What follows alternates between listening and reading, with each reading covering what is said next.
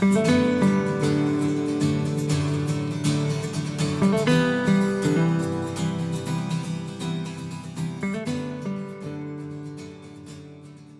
to Conversations Different, a podcast from the Santa Fe New Mexican about interesting people, places, and issues of northern New Mexico. Today, we have a really great guest, and I'm really excited to talk to Vince Kadlubek, who was one of the co-founders of the art cooperative experiential, whatever you want to call it, Meow Wolf. And they are celebrating their 10th anniversary, and we're going to talk about that. Welcome, Vince. Awesome. Thank you. Thank you for having me. Good to be here. Oh, this is really exciting, I think, because you guys started out as basically, young artists who had a different idea, not just of how art could be created, but how it could be presented. Mm-hmm. And here you are. I mean, yeah, such a wild ride. Yeah. I oftentimes say, we talk about this a lot. Like, I don't think that this could have been created anywhere else except for Santa Fe. Yeah. This is the unique soil that something like Meow Wolf could really come from. And yeah, when we started this, we started as the art collective about 17 years ago, just small little space on the corner of 2nd Street and Cerrillos. And, back in 2008. And we knew we were doing something special. We knew that it had like a little bit of like a magic that was like lightning in a bottle even back then. But we could have never predicted that we would be where we are today. Like it's almost as if we entered a parallel timeline or something, and like we're on a completely different, in a different dimension of life. Like it just completely shifted everything for us out of nowhere. It's wild. Yeah. I think about it. It makes sense because the House of Eternal Returns, has portals and dimensions. So you just went to another dimension. And we went to another dimension, and we, so I don't know how many people know this, but like when you go into the House of Eternal Return, obviously there's a whole story. There's a family that got, pulled into other dimensions. Well, in the story of it, like in the fiction of it, the family, the event that happened that opened the portals into other dimensions, it happened on the same night that we opened the doors to the public for the actual nonfiction. So we like purposely wrote in this, like, the portals opened for the family fictionally, the portals opened for us non-fictionally on the exact same moment, so it's kind of a wild feeling that like these portals opened and we're truly in a whole nother realm now. Yeah.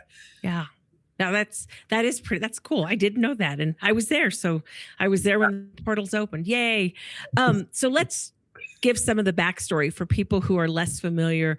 How many times have you told the story of the name being chosen? But I want to hear that from your voice right now. Yeah. So, to give a little bit of context as to how we even got into the room at the time. I'm born and raised here. I graduated from high school in 2000. I didn't go to college. I stuck around, jumping around from restaurant job. And, I really loved experimental theater. I loved to, write plays and put them on at Warehouse 21 or put them on at Site Santa Fe, just like little pop-up theatrical things. And then of course we're in our 20s. So we're just like, we're throwing parties at our, in our backyards, and we're sort of starting to connect socially and started to just surround ourselves with a bunch of different artists. And, basically I was sitting on the corner of 2nd Street and Cerrillos, like right near Ramblin' Cafe. And I was eating a breakfast burrito, and I look across the street, and there's a hair salon called In Your Dreams Hair Salon, and it has a for lease sign on it. And so I called the number, and it was like talk to Aurelia, Moya, or Montoya, either Moya or Montoya. Talk to Aurelia, and Aurelia's like, it's $1,000 a month. So I was immediately like, wait, I did the math, and I was like, we can afford this. Like if I pull together 10, 15 of our friends and we all pitch $100 a month, we can rent this spot, and we can start, using it for, I didn't even know what we'd use it for. Like, I knew we'd do art, we would do theater, we would throw parties, we would maybe do lectures or poetry nights or whatever. And so literally like that night or that day, I called a meeting. I was like, hey, everybody meet over at Megan's house, which was on like off of Sierra Vista. And we got there that night and we sat in the living room, and I was like, okay, so like it's $1,000 a month. And we all talked about the things we would do in there. And everybody was in. There was about 10 people that night, and everybody was down to do it. So as we were kind of like thinking about this, I was like, okay, I want to write a press release. I want to like let the New Mexican know and let the reporter know that we're doing this, as if it was some big deal, even though it wasn't really a big deal at all. But I wanted to treat it like a big deal. Yep. And so I was like, if I'm going to write a press release, we need to have a name. And so we didn't know exactly how to pull, how to create a name. So we decided to just do it what's called exquisite corpse style, like just kind of random. And so we put a bunch of words in one hat and then a bunch of words in another hat. And we just started pulling out words and matching them together until we got to Meow Wolf. And we had about 5 different finalists, and we all voted, and Meow Wolf was the one that won unanimously. So just totally out of like the luck of the universe that we landed.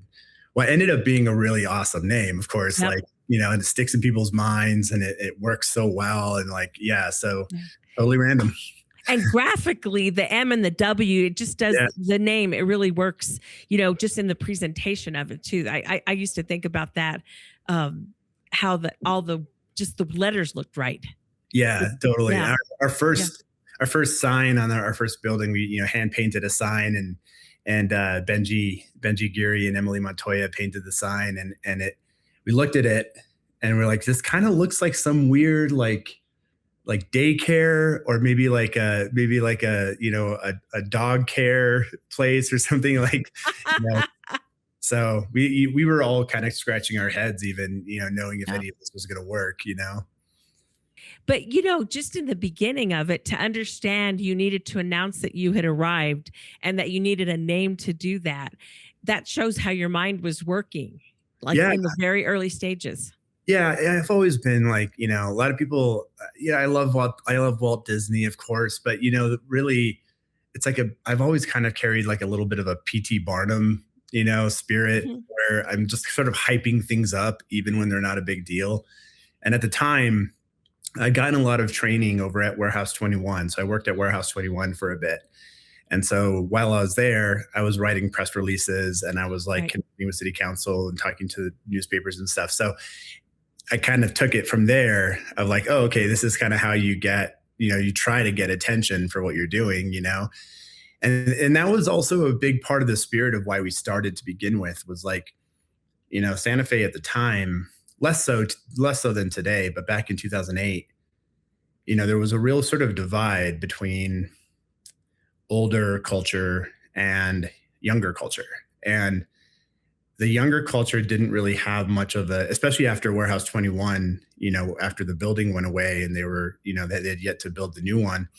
There was a real gap where like younger people in their 20s, we didn't have galleries to show in. We didn't have places to throw parties. We didn't like have places to congregate. We had the Aztec Cafe. I think that was like one of the only places that we had, And so we really, part of the energy for us was like, how do we kind of break through the Santa Fe identity, that kind of came out of the David Koss years and, the Patty Boucher years, and like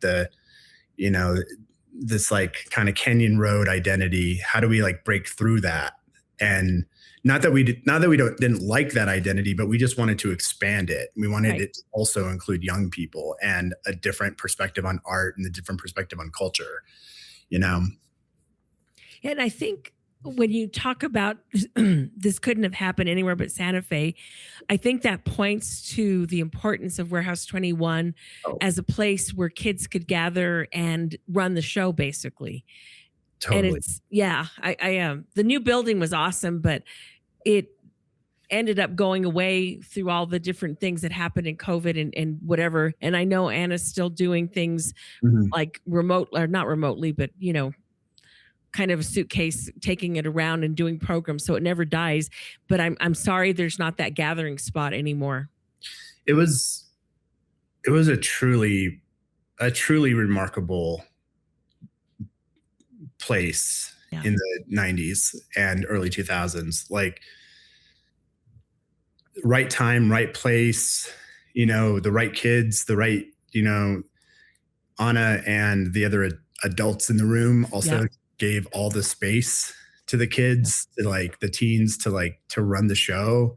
Yep. And then you just had these remarkably talented, which Santa Fe produces, these like insanely remarkably talented kids who think outside of the box. And you just had all of these like powerhouses of artists and musicians and music promoters and zine makers and graffiti artists. And it was such a fertile ground, and that DIY spirit that like no one else is going to do it for you, like you got to do it. It's absolutely 100% the spirit that Meow Wolf carried forward, and that like we absolutely wouldn't be here right now if it wasn't for the Warehouse 21 of the 90s and early 2000s, for sure. Yeah. Yeah. That makes sense. And we'll take a quick break and be back in a moment with more Conversations Different.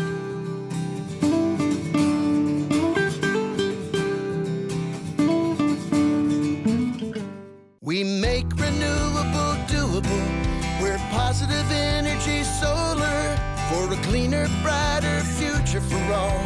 Positive energy's the right call. Feel good about your energy bill. Help save the planet too. Your trusted solar company, working hard for you. Generate positive energy. Positive energy solar.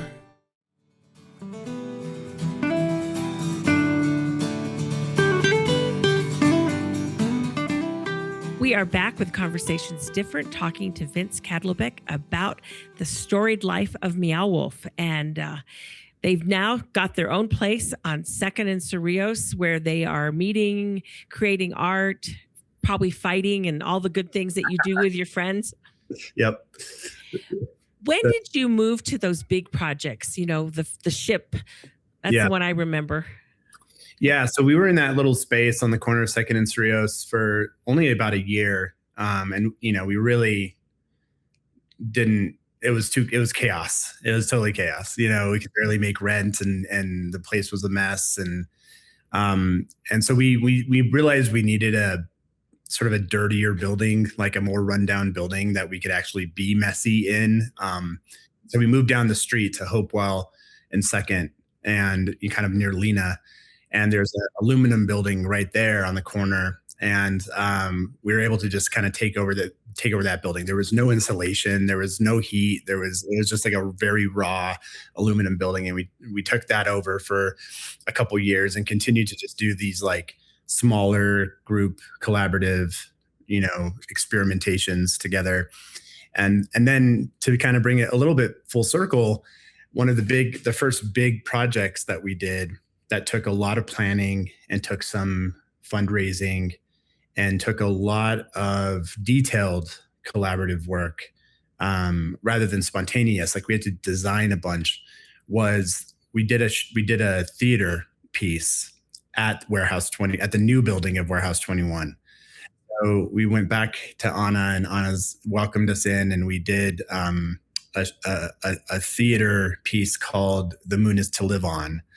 And it was a pretty crazy production where we had these rotating sets, and we had a lot of video work, and we had it was like 3 hours long play, and there were all these dream sequences that people could watch, that were spliced throughout the play, where just the wildest things happened right before your eyes in a very spectacular fashion. And that project really elevated the way that we saw our own work and saw our capabilities, that then led to, such a defining moment, which was the construction of the Do Return, which it's kind of just, it's one of those projects where it just feels like a miracle that we were even able to get it up and running. This was a 70-foot long, 18-foot high ship that we built in the Center for Contemporary Arts, their large Munoz Waxman gallery. And so we had this large space, and we worked on this project for over a year, from 2010 to 2011, to build this giant ship. And we opened the doors in 2011, and the community, kids, adults, East Siders, South Siders, everybody just loved it. Yeah. It was, and I think to this day, it holds such a special place in so many people's hearts. It was just this magical thing that arrived on some random summer in 2011, and it captivated people, and it captivated kids. That was like the thing that was really striking to me, was hearing parents come through, emotional, even saying like, this is the only thing that pulled my son or my daughter away from video games. Like, thank you so much for creating something that they actually want to get out of the house and go and do. And that like really struck a nerve for me. That made me realize like what we were doing wasn't just a cool project for us. It wasn't just like this fun little art project. Like, this was, or I shouldn't say little, large, but it wasn't just an art project for us. This was something that we were creating that was special for the world and special for a generation and for the evolution of human experience. And, that's when we started to get really serious about how we could do this permanently and how we could pay ourselves, because that whole project was done entirely on volunteer hours. Like, we worked for a year, like 100 of us, without getting paid at all. Right. So, which was not sustainable. We were all crashing and burning, and, literally some of us were like suicidal, and some of us were like having a really hard time coping with life because we had just poured so much of our time and energy into building the ship. So we realized we needed to get paid, and we needed to turn this into a sustainable business of some sort. So that was really the impetus then that took us towards forming the business and doing the House of Eternal Return. Yep. And I think one of the things that always struck me is we're in a desert and there's a ship. Yeah. How do your minds get there? There was one particular person, a brilliant Warehouse 21, born and raised Santa Fean, named Chris Hilson, who, in our first meeting, once we got the CCA spot, we knew we had this large space, and we're like, what are we going to do in here? And he said, what if we build a ship? And he brought his creative perspective, and he brought his creative interests to the mix. He's very, kind of like pirates and, kind of like countercultural, bike gangs and like, that kind of like aesthetic. And he brought that thought to the group, and it just took off. Nice. I remember my son was in high school, and they walked over and saw it. And they came home, he and his friends, talking about that ship. And it did strike a nerve on young people. It was amazing. And you think about what it taught you, A, that artists need to get paid, that B, you have to have a sustainable way to go forward. You can't just fundraise and work around the clock, So that was a huge lesson. Huge lesson. And like, we did ask, and what was interesting about that project too is, it was the first time that we actually asked people for donations. Like, prior to this, we would put cardboard boxes out and write donations on the side with a Sharpie and hope that people would put some money in the box, But this was the first time when we opened the Do Return that we actually said there's a suggested donation of $10. Like, you don't have to, but it's a suggested donation of $10. And we ended up with like 100 and $20,000. And Nice. and that was crazy for us. Like that was an insane amount. That's just after 3 months of the project being open. And we were so afraid of money, and we were so afraid of like taxes. I still am afraid of like taxes. That hasn't changed. But like we were so afraid of like the IRS and like doing things on the up and up that we didn't even want to open a bank account. Like we were like, we don't, we don't want to create a business. We don't know, how to do that. And we can't open a bank account. We don't want to just put $120,000 of cash in a bank account randomly. So we literally had this cash sitting in shoe boxes underneath my bed for like a good couple months. And because we didn't know what to do with it. And, luckily we got some advice, and we ended up forming a business and starting to, sort of figure out how we were going to manage doing this the right way. Right. And not go to jail for tax fraud or anything else like that. So it's right. Smart. Yeah, exactly. So you keep going, and the beef I have with Meow Wolf is that for the shortest time, I thought there was a grocery store near my house because I just drove by going somewhere in that plaza on St. Michael's, and I was like, oh my gosh, there's going to be a grocery store. And I stop and I get out and I go look at the front, and I was like, wait a second, this is not a grocery store. So thank you for ruining my dreams. Oh. Yeah, that's funny. I think it was Lowe's at the time. It's now what is it? King? Food King. Food King, yeah. And at the time it was Lowe's. And we remember when we, so what we're talking about, just for the listeners, that we opened a fake grocery store. We opened Omega Mart, which is a small first iteration, or actually it was the second iteration of this fictitious grocery store. And we opened it in the, kind of in the St. Mike's Plaza where Robin Charlie's is. And, but yeah, I remember the employees at Lowe's and the manager at Lowe's thought that a competitor was moving in next to them. And that was fun. That project was, right after the Do Return, we actually worked with 1,000 kids across the Santa Fe public schools between I think they're between the ages of, I think it was like 4th grade to 7th grade. Mm-hmm. And they developed all of the fake products. Oh. So we worked with like these groups of kids to develop weird fake products like mayonnaise sunscreen, or like, there was all these like funny little products that they came up with. And then we stocked the shelves and opened this fake grocery store, which now has its, we then opened up a big version of this in Las Vegas, Nevada. That's been running since 2021. Yeah. The great ideas keep going. On that note, we'll take a quick break and be back in a moment with more Conversations Different.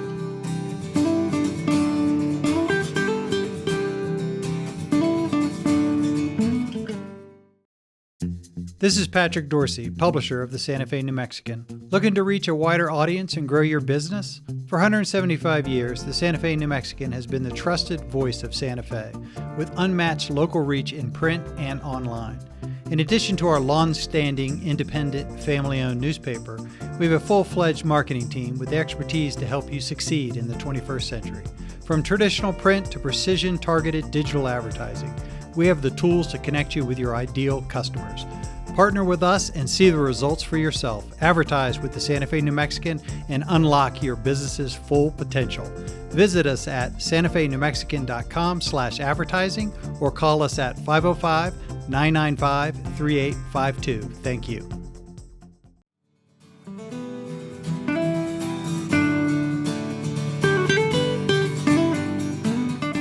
We are back with Vince Kadlubek and Meow Wolf. And so we've had the first big projects, and at some point you guys get the idea that the old Silva Lanes bowling alley is just sitting there waiting to become something else. So talk about how that went, how that happened. Yeah. So we did this giant ship, and then we knew we wanted to create something of magnitude that was sustainable and was permanent. We knew we needed to create something that we didn't have to tear it down. And so we started looking. The first idea actually was to just redo the ship. Like that was the thing that we were focused on for a good, like, I would say year, was like, let's just rebuild the ship, but let's rebuild it in a larger space, and let's do it in a way that it can be permanent and it can just always be open. And so that was the original idea. So I was sort of, this was like 2013, 2014. I was on the hunt for a space, and there was a couple spaces in the industrial zone that I was looking at, and then ended up going over to the bowling alley and had this really great real estate agent named Ben Moore, who real estate agents for the most part, they want to do projects that they think that it can actually close. That's how they get paid, right? And so, but Ben was just really psyched about the idea. Like he didn't think that we could actually, he knew that the chances were very small that we'd be able to actually like figure this out. But he was just excited for being part of it. And so Ben Moore from Barker Realty, from David Barker's spot, like he toured me through the space, through the Silva Lanes. And of course I grew up with Silva Lanes. It was the only thing that we had as kids, to do on our birthday or whatever, was go to the bowling alley. So go inside, it's gutted. It's been sitting vacant for 10 years. And Ben said, "What do you think?" And I was like, oh my gosh, like if we somehow figured out how to like get this building, the sky's the limit. Like I was so convinced. But I had no idea how this stuff worked. Like, how do we have to buy it? Does somebody else buy it? Like, how does this work? And so he was like, well, how much money, he asked me, he's like, how much money does Meow Wolf have to put as a down payment? And we had blown through the 100,000 that we made off of the due return. And I said, we don't have any money, man. Like we're not even really an official thing. And then he asked, okay, well, how much money do you personally have to put it as a down payment? And at the time I was like, I think I was literally sleeping on my parents' couch, and I was, I was working for Dashing Delivery, doing food delivery. And so I was like, dude, I don't have any money myself either. So then he kept on pressing, and he's like, well, do you know anybody in Santa Fe that has money?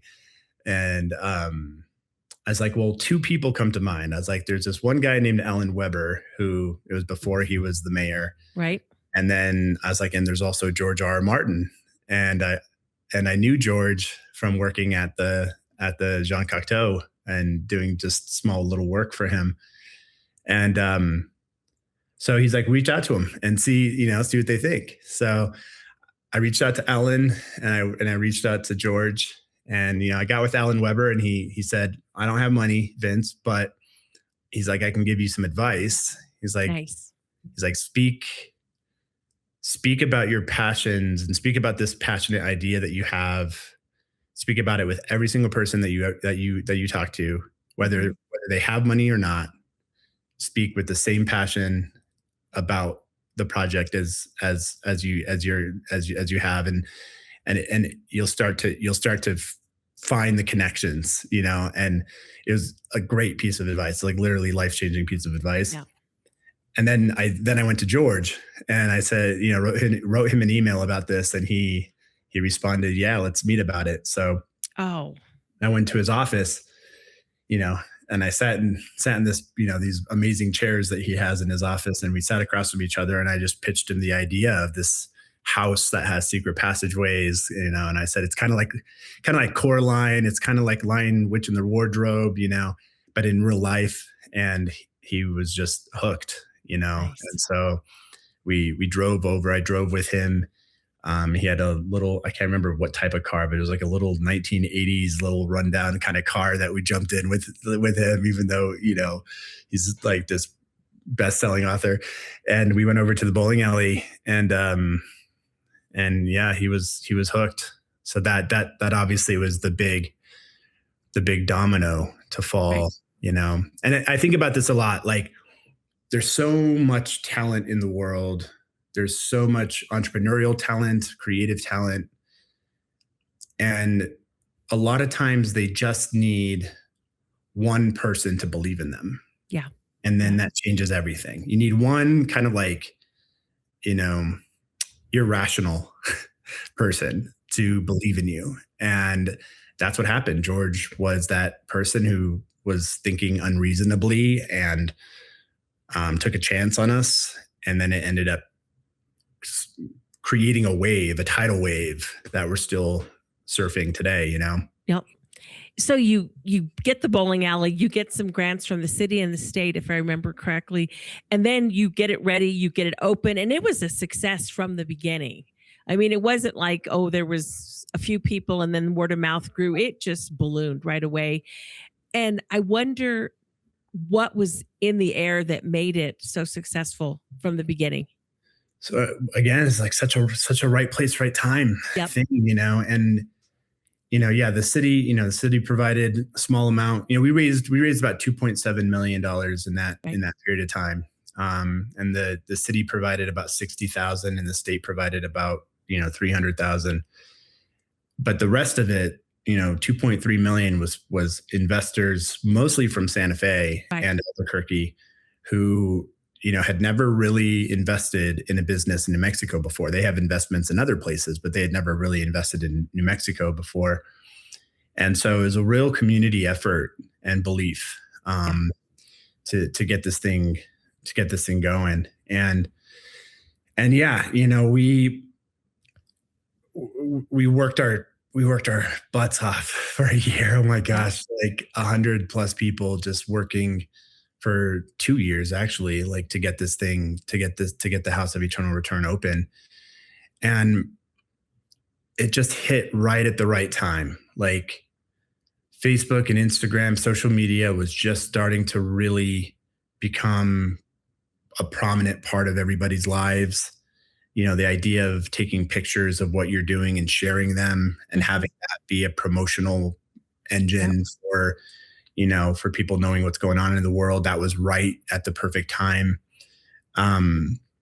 Immersive had sort of gotten immersive art, immersive theater had gotten to a point where it was reaching the masses. You had this group in Japan called Team Lab, or you had James Turrell in LA at LACMA, Kasama at the Broad. You had like a bunch of examples of immersive art, right, elevating to kind of the general population. And we came in right at the right time. And, I think there was also starting to be this like fatigue around, movies being rinse and repeat, like, just another Avengers movie, just another Star Wars movie, and I think that people were really hungry for something original like that. And so I think we hit that too. And again, like if this had opened in LA or New York, I don't think that it would have had the attention. I think the fact that we opened in Santa Fe it was a big fish, small pond thing, and it allowed for it to shine brighter than if we had opened in any other city. So I think that was a big part of this too. It was like, there's this weird thing happening in this weird town, and everyone should take, and George's name, of course, behind it. The Game of Thrones timing was perfect. Like it was like season 4, season 5 is like right at the core of Game of Thrones. So yeah, all these things kind of came together to like. Yeah. I think there was a great contrast too, because people know Santa Fe as an art town, but they're thinking of coyotes and bones and flowers and, adobe. And here was this, very funky, modern, world that you could disappear into, and so many different things to look at, whether you were going through the forest with all those like cool trees or the mushrooms or the little trailer. I mean, it's just, there was something for everybody, and you could take it, either just go look at it and say, oh, that's interesting, or you could become part of the story. So you really offered levels of experience, I think. Well, and this is so like, I love being on a Santa Fe podcast just because I get to kind of like rabbit hole down like Santa Fe lore and stuff. But like, this is a piece of it that I feel so, I don't know, grateful for. Meow Wolf, of course, Meow Wolf, it was new at the time, but Meow Wolf was really an evolution of a lineage of fringe contemporary art, like fringe radical contemporary art that predates us considerably. Like, Yes. that we're like, we came out of the soil that was already being, sort of fertilized by people, by artists of the past, and, like I have these sculptures behind me, this big datura flower and this moth up here, like that's from Erica Wanamaker, who is a, very fringe psychedelic, kind of obsessed with the paranormal, contemporary artist who's absolutely brilliant. She's been an advisor and basically godmother of Meow Wolf since we started, Yeah. And she comes from a lineage that, like, she knew artists in the 70s and 80s who have been here since the 40s, who have also been that, and going all the way back to the Cinco Pintodes is like when the Cinco Pintodes came here, and like, Will Schuster and, and Fremont Ellis and like all these, like, they were freaks.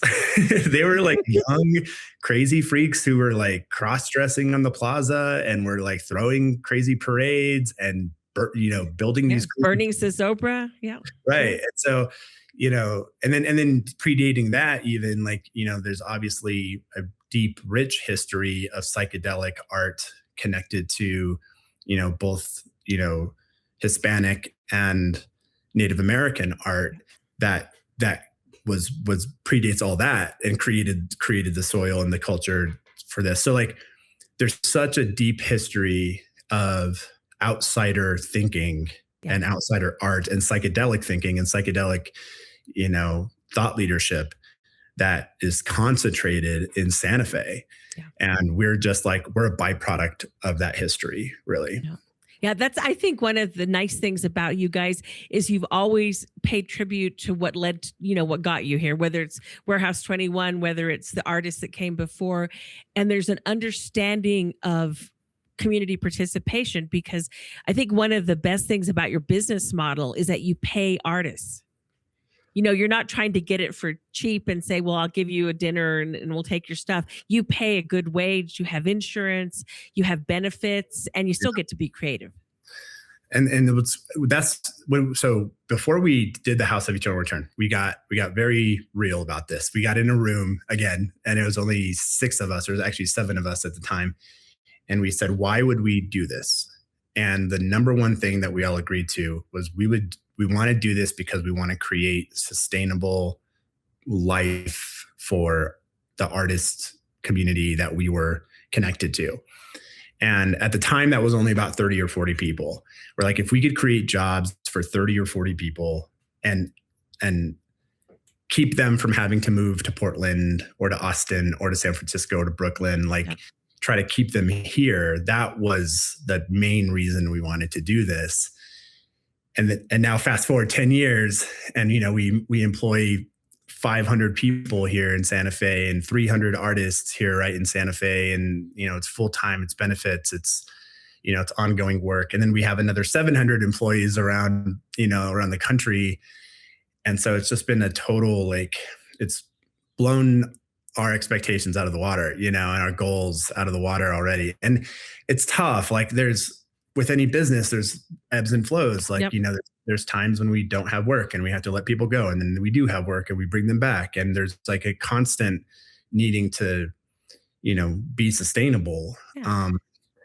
And from being, you're the outsiders and now you're the man. Yes. That's a big difference. Yeah. That's a huge difference, And so, there's a lot of growing pains with it all too. Running a business is not for the faint of heart. That's for sure.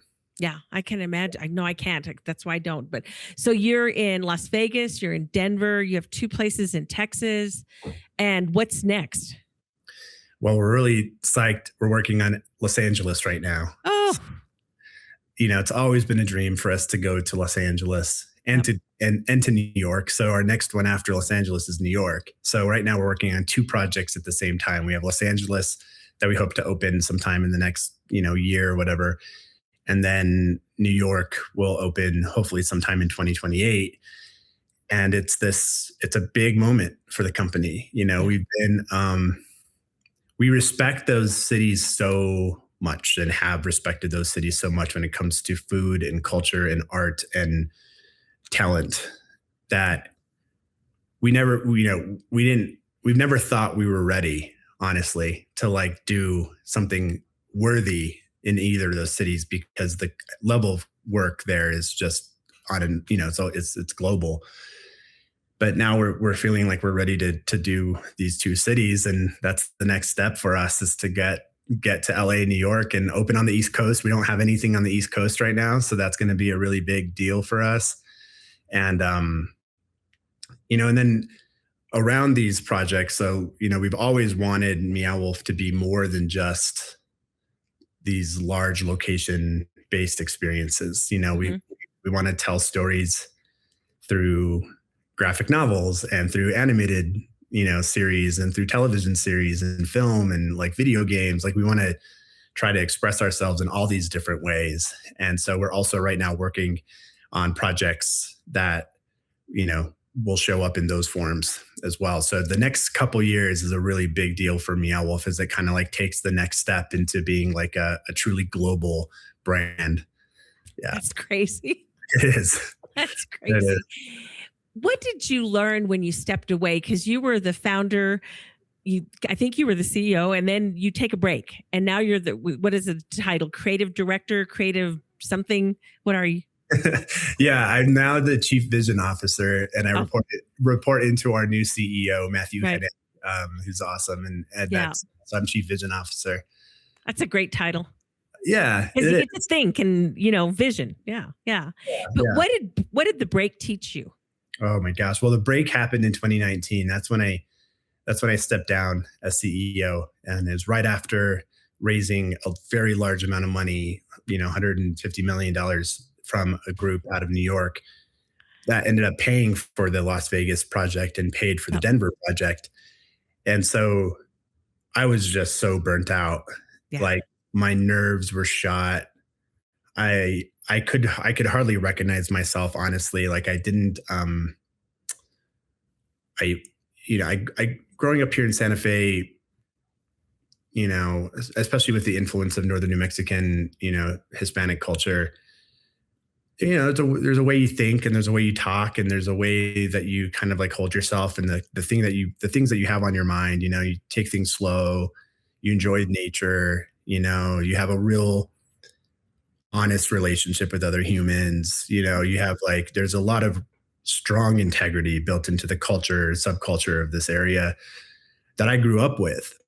But I saw myself drifting so far from that person, from that kid who went to Chaparral, from that kid who went over to my cousin's house every weekend. Like I was so far removed from that person because I was dealing in the world of business, and I was dealing in San Francisco and New York and LA. Like I was dealing in these different cultures so much of the time. So the biggest thing for me was I stepped down as CEO, and then COVID happened, and I just found myself here in Santa Fe. Yeah. And I became friends with, I became friends with people who didn't work at Meow Wolf. And I became friends with a group of people down in Albuquerque and Belen and Los Lunas that came from the same culture that I grew up with, right? And spoke the language and had that mindset. And I got reminded of where I come from. Oh. In a very deep way, that, money's not the most important thing, know? Success is, quote unquote, success isn't the most important thing. It's it's quality of life. It's relationship with your family. It's relationship with your friends. It's having fun. It's it's partying. It's and I got really closely connected to that, through, Gilbert Montiel and Marissa Ortega and Natalie Baca and Lawrence Carice and, these, Rob Gutierrez, these amazing, deep, dear friends that I now have that really helped to reshift my thinking in, the right places, I guess. Yeah. No, I think we forget in New Mexico that we're not like the rest of the United States. And I'm really fortunate. I lived away for a good chunk of my life. And then when I came back, I was that's why I was always uncomfortable other places, because what we value here in terms of family and community and relationships is not necessarily the same as you're going to get if you grow up in New York or New Jersey. The city, that urban kind of, success is a fancy college, a big job, and work. And we don't have that here. Totally. Yeah. We purposely slow it down here and, have a lot of time to smell the roses. And that's what I wasn't doing for like many years as the CEO of Meow Wolf. I wasn't stopping to smell the flowers, And so, I got out on hikes, got out on lakes, like it was a real reset of my nervous system and a reset of human relationships, honestly, like connecting with humans for no other reason than because they're another human, not because of what kind of skill set they have or if they're an investor or not, or, like it was just a real reset of my entire being, honestly. So. Well, and that probably makes you more creative and is why you have a vision now to do all these other things that are coming up. That's a much more playful space, than operating with expectations or operating with tasks in mind or success as a burden that you're trying to get to. Like when you're just in a playful space, that's when creativity happens the best, Yeah.